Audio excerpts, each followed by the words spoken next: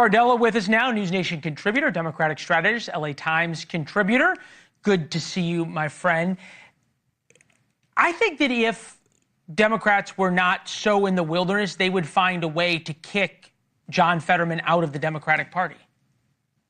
Well, Democrats seem to have a knack for running people out of the party that differ from the elitism, academic-driven Democratic Party that says they're the big tent, but if you offer any type of resistance to their, version of what a Democrat should be, you're no longer welcome. People forget it wasn't that long ago that Elon Musk was a Democrat, that he was supporting Democrats. He was the poster child for Democrat policies like EV vehicles, and now look where he is right now.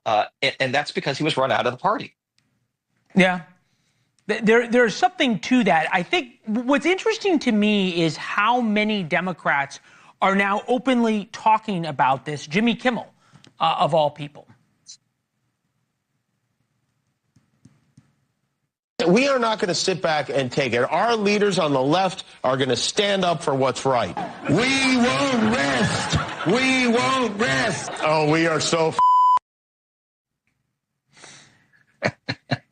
He went on to go, we are doomed, all these old men. Is David Hogg the answer? He's not the answer, but I do think that on some level he can be part of some of the solution. I think that what he represents is, what people forget, what brought him to prominence and visibility was being one of the survivors of the horrific Parkland shooting. And I think that with younger people, that's a compelling person to listen to about that specific issue. Is that the way to, I think, define the entire Democratic Party when we're talking about the vice chair of the DNC? Jury's out. Well, I think there's a lot of skepticism, but we'll see. I'm going to give him the benefit of the doubt and see what he can do.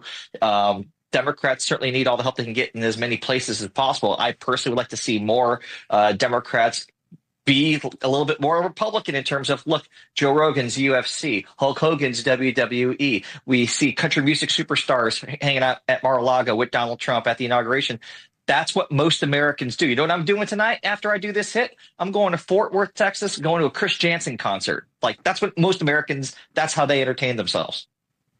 Kurt, you're a man of the people.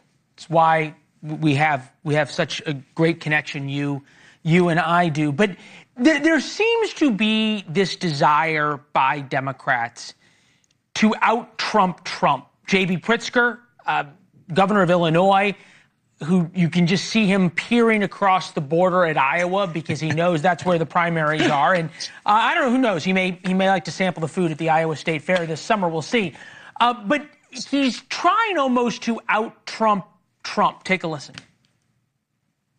A great lake deserves to be named after a great state. So today, I'm issuing a proclamation declaring that hereinafter, Lake Michigan shall be known as Lake Illinois. In addition, the recent announcement that to protect the homeland, the United States will be purchasing Greenland, Illinois will now be annexing Green Bay to protect itself against enemies, foreign and domestic. Speaking of the Green Bay Packers there, I'll go back to what I talked about at the beginning of the show, and I know you're such a loyal viewer, you were watching. The price of eggs. I fail to understand why Democrats, just purely analyzing this from a political standpoint, are organizing outside the Department of Education and trying to break in when you've got something so simple. And I think what the answer is that Donald Trump has this ability to get his political enemies to do stupid things. Yes, he's a genius at it, frankly. I call it the Butch Cassidy Sundance Kid approach of setting the riderless horse the other way. So the posse chases that riderless horse instead of Butch and Sundance. That's exactly what Republicans do time and time again. And Democrats cannot help themselves but to follow that riderless horse. It's like, what do you think most Americans are noticing right now?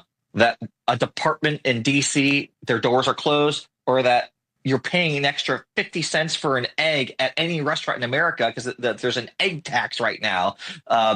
Democrats need to stop chasing the trolling and giving into it and just focus on the things that matter to the American people. You think the last election would have taught them that most people care more about what's in their pocket, what's at the grocery store, what's at the pump, what the cost of living is, rather than democracy dying in darkness.